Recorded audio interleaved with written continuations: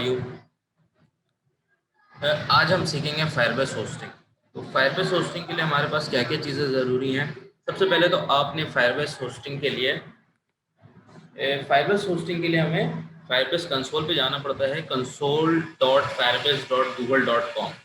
तो आज जो हम होस्ट करेंगे सिंपल HTML CSS के प्रोजेक्ट को फायरबेस में होस्ट करेंगे और एक सिंपल रिएक्ट जेएस के प्रोजेक्ट को। दोनों में छोटी थोड़ी बहुत चीज़ें डिफरेंट है, बट बाकी सारी चीज़ें सेम। तो सबसे पहले आपने यहाँ पे फायरबेस console.firebase.google.com पे आना है। फिर उसके बाद आपने यहाँ पे आना है, ऐड करना है नया प्रोजेक्ट, और प्रोजेक्ट का नेम जो भी रखना चाहें आप करके, तो सॉरी, यहाँ पे प्रोजेक्ट का नाम जो भी रखना हो वो रख के कंटिन्यू करें। और यहाँ पे अगर इसको बंद कर दें फिलहाल के लिए, ये अभी आपके काम की चीज़ें। और यहाँ से क्रिएट प्रोजेक्ट करते हैं, मैंने ऑलरेडी क्रिएट किया हुआ है फायरबेस ट्रांसलेशन के नाम से, तो मैं इसको ओपन कर लेता हूँ। ये मैंने ओपन कर लिया। अब उसके बाद आपने यहाँ पे क्या करना है, अपने सबसे पहले अपने सिस्टम पे जाना है। और सबसे पहले आपके पास क्या चीज़ होनी चाहिए, नोट जेएस आपके सिस्टम पे इंस्टॉल होना चाहिए। तो नोट JS.org, यहाँ से जाके रिकमेंडेड डाउनलोड कर लो या फिर रन कर लो, जो भी करके आप नेक्स्ट नेक्स्ट नेक्स्ट करके उसको डाउनलोड कर लेना। ये कोई रॉकेट साइंस वाली चीज़ है नहीं। उसके बाद आपने खोलना है यहाँ पे अपना CMD, इसको कर लेंगे रन एज एडमिनिस्ट्रेटर। फिर उसके बाद यहाँ पे हम लिखेंगे, अब यहाँ पे हम फायरबेस अपने सिस्टम पे इनिशियलाइज करेंगे कि हमारे सिस्टम से फायरबेस होस्ट हो सके। वैसा तो नहीं कोई ड्रैग एंड ड्रॉप करेंगे हम फाइल। तो जब सिस्टम से आपको डायरेक्ट अपलोड करना है फायरबेस में, तो आपने कुछ कॉन्फ़िगरेशन करनी होगी। तो हमने नोड जेएस किया था, नोड जेएस की वजह से हमारे पास npm का एक्सेस आ जाता है, npm पैकेज मैनेजर। अगर आपको इसके बारे में पता तो अच्छी बात, नहीं पता तो अभी के लिए इग्नोर करके npm पैकेज मैनेजर क्या होता है, क्यों होता है, कैसे। तो सबसे पहले हमारे पास कमांड चलेगी यहाँ पे npm i -g, मतलब npm install -g global firebase dash tools। ये चलाने के बाद आपके पास ये कमांड है इसकी, ये चलाएंगे आप तो आपके पास ये इंस्टॉल होना शुरू हो जाएगा। और ये थोड़ा सा टाइम लेगा, तो मैंने पहले ही से किया हुआ है ये। तो उसके बाद अब चलते हैं अपना एक सिंपल सा प्रोजेक्ट बना लेते हैं। तो यहाँ पे सिंपल HTML होस्टिंग, तो मैं सिंपल HTML होस्टिंग के अंदर मैं इस फोल्डर को खोल लेता हूँ, drag and drop in VS code पे खोल लिया। ये मेरे प्रोजेक्ट का नाम आ रहा है सिंपल HTML एडिंग। ठीक है, इसके अंदर मैं एक अदर फोल्डर बनाऊँ जिसका नाम क्या होगा, पब्लिक। नाम क्या होगा, पब्लिक। ये मेक श्योर कर लेगा। इसके पीछे रीजन है, उसके अंदर हम बनाएंगे index.html। अब इसका नाम मैंने index.html क्यों रखा, यहाँ पे ayan.html भी रख सकता था, मर्जी थी। बट हमने यहाँ पे index.html क्यों रखा है, इसकी भी वजह है। पब्लिक क्यों रखा है, इसकी भी वजह है। index.html की फाइल हमने इस वजह से रखी है कि किसी भी फोल्डर का जो रूट फोल्डर होता है वो इंडेक्स की फाइल होती है। तो इस वजह से जब हम इस फोल्डर को होस्ट करेंगे तो ये सीधा ये फोल्डर होस्ट होगा, और इस फोल्डर के अंदर डायरेक्ट किस जगह पे ये जाएगा, ये index.html की फाइल पे जाएगा। ये रूट है, मतलब ये एक बंदा है फोल्डर के अंदर बैठा हुआ जो कि सबसे हाथ मिलाता है।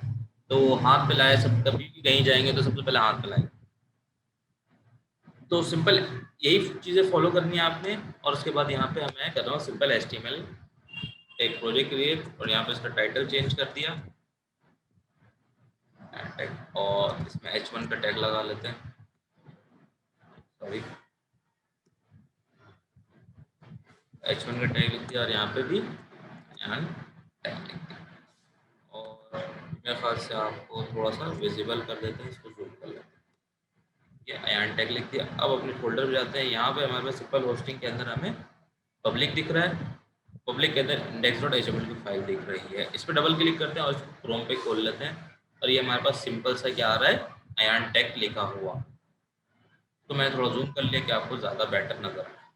अब हम करेंगे अपने फायरबेस की सेटिंग इसके अंदर। अब हम यहाँ पे नहीं करेंगे पब्लिक के अंदर, अब हम जाएंगे सबसे मेन पे आ गया सिंपल होस्टिंग में। यहाँ जहाँ हमने पब्लिक बनाया इस जगह पे हम क्या करेंगे, फायरबेस को इनिशियलाइज करेंगे, मतलब फायरबेस का सारा सेटअप करेंगे और यहाँ से फायरबेस में भेजेंगे। सेटअप से मुराद कि भाई कौन सा प्रोजेक्ट में भेजना है फायरबेस के अंदर, जैसे कि यहाँ पे है हमने भेजना है किसके अंदर, ट्रांसलेशन वाले के अंदर होस्टिंग करनी है। यहाँ पे होस्टिंग बता भी रहा है, यहाँ पे भी आऊँगा मैं अभी के लिए।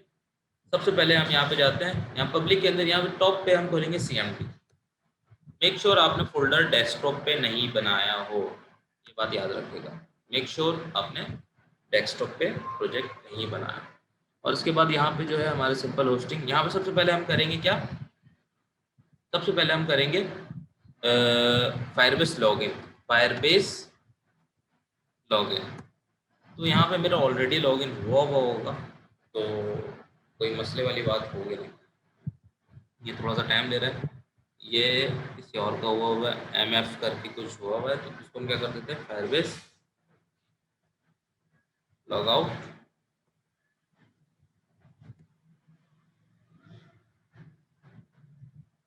सबसे पहले ये फायरबेस मेरा लॉग आउट हो गया, तो मैं अब करता हूँ फायरबेस लॉगिन। दोबारा से चलाया मैंने फायरबेस लॉगिन, ये फायरबेस लॉगिन मैंने लिख के यहाँ पे एरो की अप करके फायरबेस लॉगिन चला दिया। ये कह रहा है फायरबेस को अपडेट करने, बट मैंने नहीं किया है क्योंकि अपडेटेड में थोड़ा जैसे गिटहब वगैरह सारी चीज़ें लगानी होती है, तो उसमें थोड़ा सा मसला है। ये यस का ऑप्शन मैंने कर दिया, यस पे क्लिक, और यहाँ पे मैं क्लिक करने के बाद अपना anuradh@7@gmail.com वाले ईमेल को इनेबल किया। अब यहाँ से मैंने इसको अलाउ कर दिया, सक्सेसफुल हो गया मेरा। अलाउ करने के बाद यहाँ पे बोल रहा है waiting for authentication success login, यानी कि मेरे ईमेल से लॉगिन होगा। अब हम क्या करेंगे, सबसे पहले फायरबेस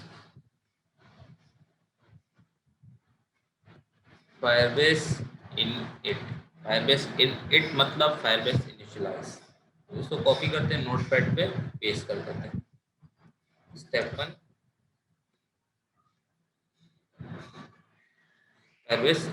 फायरबेस इनिट कर दिया भाई।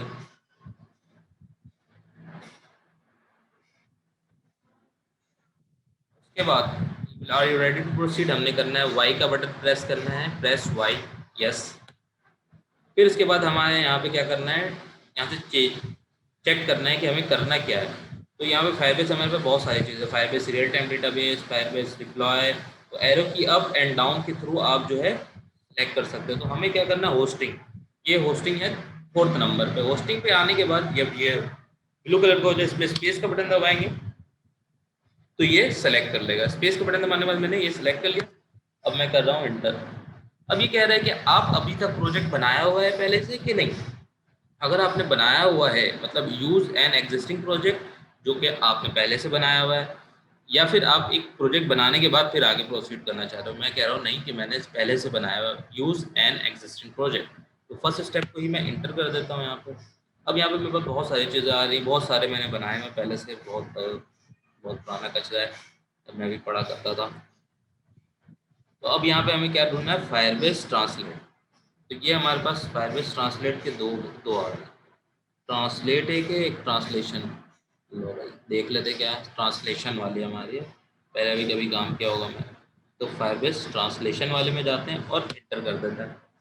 अब ये कह रहा है what do you want to use as your public. ये क्या कह रहा है कि आप अपने पब्लिक में what do you want to use as your public directory, public ही रखना चाहते हैं तो आप एंटर कर देंगे। तो यहाँ पे मैंने इस फोल्डर का नाम पब्लिक इस वजह से रखा था क्योंकि ये पब्लिक के अंदर ही कॉन्फ़िगर होता है। देखिए यहाँ पे डिबगिंग वगैरह चल, कुछ फोल्डर बन गया पहले, इस वजह से इनिशियलाइज हो गया। तो पब्लिक मैंने इसी वजह से रखा था कि यहाँ पे हमारे पास पब्लिक डायरेक्टरी रखना है। अब चेंज भी कर सकते हैं बट हम यहाँ पे चेंज कुछ भी नहीं कर रहे हैं। एंटर सिंपल कर दिया, इस पर एंटर कर दिया। अब बोल रहा है configure a single page application, हम यस करें या नो करें, मर्जी है हमारी। यहाँ पे सिंगल पेज एप्लीकेशन होगी तो सिंगल पेज आप करेंगे, यहाँ पे नो, सिंपल नो करते हैं। फिर उसके बाद setup auto build deploy GitHub, हमें करना है नो, मतलब ऑटो बिल्ड डिप्लॉय मतलब ऑटोमेटिक गिटहब से डिप्लॉयमेंट हो जाए, हमें नहीं करना है, ये भी नहीं करना है। फिर सिंपल होस्टिंग सीख रहे हैं। अब ये कह रहा है पब्लिक के अंदर जो index.js की फाइल है वो ऑलरेडी एग्जिस्ट है, जो कि हमने बनाई है। पब्लिक के अंदर index.html की फाइल जो कि हमने बनाई है, ये कह रहा है। क्या इसको ओवरराइट कर दूं? नहीं, हमें अपने ही वाला को होस्ट करना है, हमें ओवरराइट नहीं करवाना। तो हम क्या लिखेंगे यहाँ पे? नो। तो ये हमारा फायरबेस इनिशियलाइजेशन कंप्लीट हो गई। अब सिंपल हमें एक कमांड चलाने दूर है, जिसका नाम क्या है? Firebase deploy. इसको भी कॉपी करके आपको दिखा देते हैं नोटपैड पर बेटर विजिबिलिटी के लिए। फायरबेस डिप्लॉय, इसको क्या करते हैं? इंटर। इंटर हुआ कि नहीं हुआ? अब हुआ जाके ये इंटर। तो ये इंटर हो गया।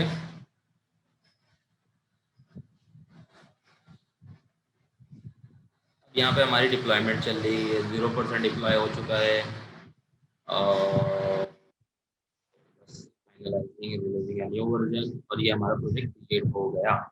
तो ये है हमारा होस्टेड यूआरएल, जो कि फायरबेस फ्री ऑफ कॉस्ट देता है, तो अपना वेब डॉट ऐप लगाता है।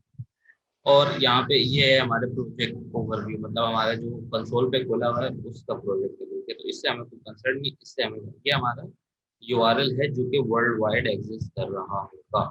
सही, तो इसको चेक कर लेते हैं अपने गिटहब। यहाँ पे खोला, यहाँ पे एंटर करते हैं, तो भाई अयान टेक हमारे पास हाजिर है, जो कि hosted हो चुका है। अब उसके बाद हम ये यूआरएल जो है मिस हो जाता है, किसी तरीके से गुम हो जाता है। तो हम यहाँ पे जाएंगे अपने फायरबेस प्रोजेक्ट के अंदर, यहाँ पे होस्टिंग, और इस होस्टिंग में जाने के बाद हमें एक चीज़ नज़र आएगी, हमारे होस्टेड यूआरएल। देखो ये लोड हुआ। अब यहाँ पे डैशबोर्ड के अंदर हमारे नज़र क्या आ रहा है? डोमेन हमारा ये है भाई, फायरबेस वेब डॉट ऐप। इसमें क्लिक करेंगे तो हमारा वही वाला यूआरएल खुलेगा। सही है। और एक दिया है, इसमें दो दिया है। एक में है फायरबेस ऐप डॉट कॉम, एक में web dot com, web dot app. तो दोनों से ही आपकी वेबसाइट एग्जिस्ट कर रही है। तो आपकी मर्जी, आप जिसको भी करना चाहो, जैसे भी करना चाहो, तो आपकी। और अब जो है हमारा यहाँ पे जो रिलीज हमने निकाली ये बता रहा है। फिर उसके बाद जो है अब हम करते हैं किसको? सिंपल एक अदर रिएक्ट के प्रोजेक्ट। तो रिएक्ट का प्रोजेक्ट हमारे पास ये मैंने पहले से क्रिएट करा हुआ है कि टाइम वेस्ट ना हो। सिंपल इसको हम रन करते हैं। रिएक्ट, अगर आप यूज़र हैं, रिएक्ट की चीज़ें पता है तो आपको पता होगा रिएक्ट कैसे स्टार्ट होता है। npm स्टार्ट चलाते हैं तो ये प्रोजेक्ट को हमारे रन कर देगा। अगर आपको रिएक्ट नहीं आता तो आप यह आगे की चीज़ें ना देखें, तो आप कुछ आगे की चीज़ें नहीं समझ आएंगी रिएक्ट की। पहले आप रिएक्ट जेएस सीखें, फिर उसके बाद आगे करें। तो ये हमारा प्रोजेक्ट सिंपल रन हो रहा है, कंपाइलिंग चल रही है।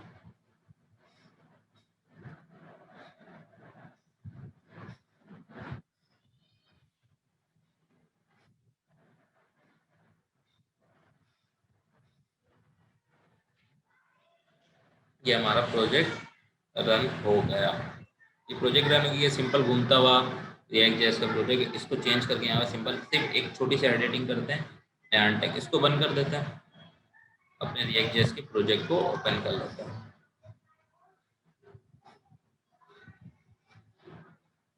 रिएक्ट जेएस के प्रोजेक्ट को ओपन कर लिया और इसके अंदर एसआरसी के अंदर ऐप.js के अंदर जाके हम इसको कर देते हैं अयान टेक। ये हमें नज़र आ सकता है। तो भाई ये हम अब जाते हैं अपनी डिस्प्ले चेक करते हैं, यहाँ पर पास एंटी का बस। अब इसमें कोई भी चेंजेस नहीं कर रहा हूँ मैं। इसको बंद करते हैं, जो सर्वर चल रहा है इसको बंद कर दिया। और यहाँ पे अब चलाते हैं क्या? npm run build. तो इसमें इनिशियलाइजेशन और ये सारी चीज़ें थोड़ी सी डिफरेंट है। तो इसमें हमें सबसे पहले बनाना पड़ता है बिल्ड। इसमें हम पब्लिक के फोल्डर को नहीं भेज सकते, हमें बनाना क्या पड़ता है? बिल्ड। तो हम सबसे पहले बिल्ड बनाएंगे जो सारे कोड को कंपाइल करके एक जगह कर देगा। तो npm रन बिल्ड, तो बिल्ड चला दिया, ये हमारा बिल्ड बनेगा। इसमें थोड़ा सा टाइम लगेगा, तो उसके आगे बढ़ते हैं।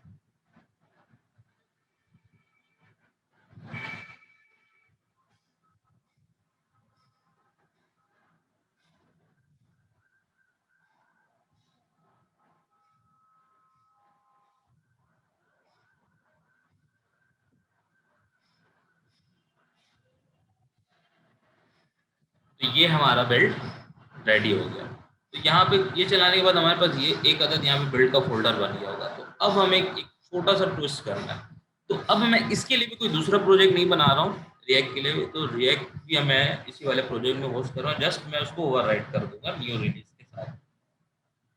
तो यहाँ पे हम दूसरे तरीके से करेंगे। यहाँ पे हम सबसे पहले करेंगे Firebase init, Firebase init initialize करेंगे।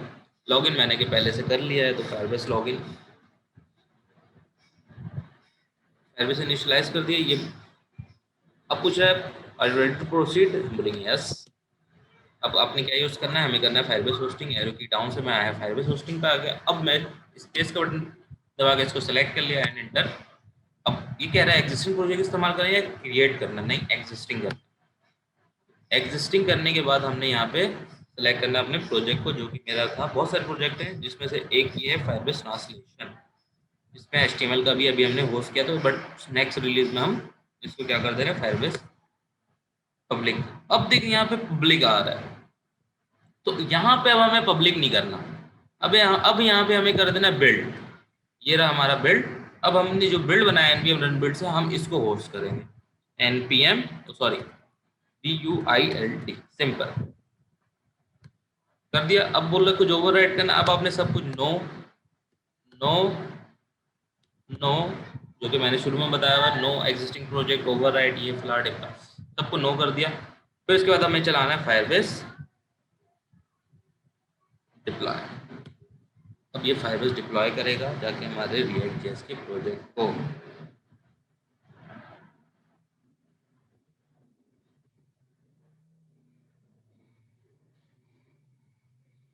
तो भाई ये 20 कुछ फाइल्स हैं हमारी अपलोड हो रही हैं। ये हमारा प्रोजेक्ट उसी यूआरएल पे होस्ट हो गया है। तो अब इसको दोबारा से मैंने कॉपी करके, बल्कि हम जाके अपने पुराने जिसमें हमने ये किया हुआ था, इसी के अंदर हम इसको रिलोड करते हैं, तो ये एग्जिस्ट हमें मिल जाएगा यार्न टाइप। अब हम यहाँ पे दिखाते हैं आपको ये वाली कहानी। फायरबेस होस्टिंग में दोबारा से क्लिक करते हैं, बल्कि इसको रिलोड कर लेते हैं। रिलोड कर लिया, तो अब आप देख सकते हैं यहाँ पे हमने पहले HTML होस्ट किया था, अब हमने ये कर दिया था। पहले हमने 6:01 पे हमने HTML वाले को होस्ट किया, 6:07 में रिएक्ट वाले को भी यहीं पे भेज दिया। तो ये करंट है, ये अपलोडेड है, ये पहले हुआ था। तो अभी हम इस URL के थ्रू React.js का प्रोजेक्ट, अब हमारा React.js का प्रोजेक्ट, अब मैं चाह रहा हूँ कि यार मेरे इस वाले वर्जन में React.js गलत डिप्लॉय हो गया, मैं चाह रहा हूँ कि पुराना वर्जन था वही रहे। तो यहाँ पे छोटी सी चीज़ होती है, यहाँ पे रोल बैक चलाया, रोल बैक किया। अब आपका जो करंट वर्जन कौन सा हो जाएगा, ये वाला जो कि रोल बैक हो गया है। ये वाला भी पड़ा हुआ है जिसको आप दोबारा से रोल बैक करके दोबारा से ला सकते हो, मर्जी आप। तो अब मैं React.js के प्रोजेक्ट में जो रिलोड करूँगा तो HTML वाला पुराना प्रोजेक्ट आ जाएगा। तो ये एक कहानी है। इसके अलावा एक छोटे से टिप है, जब हम React.js के प्रोजेक्ट में राउटर लगाते हैं और नेस्टेड स्क्रीन जाके रिलोड करते हैं, तो एक हमारे पास मसला आता है, रिलोडिंग पे 404 का एरर आता है। तो आप ये वाला कोड सिंपल अपने firebase.json की फाइल में पुट करेंगे, तो आपका मसला हल हो जाएगा। तो हम VS कोड में खोल के आपको ये दिखा देते हैं। firebase.json की फाइल है, और यहाँ पे आप सिंपल ये वाला कोड को अपने पेस्ट कर देंगे यहाँ पे, तो ये मसला आपका हल हो जाएगा। चलिए मैं कर ही देता हूँ उसको कॉपी एंड फॉर्मूला के पेस्ट। अब इसको चला देंगे तो फिर आपके पास वो वाला मसला आना बंद हो जाएगा।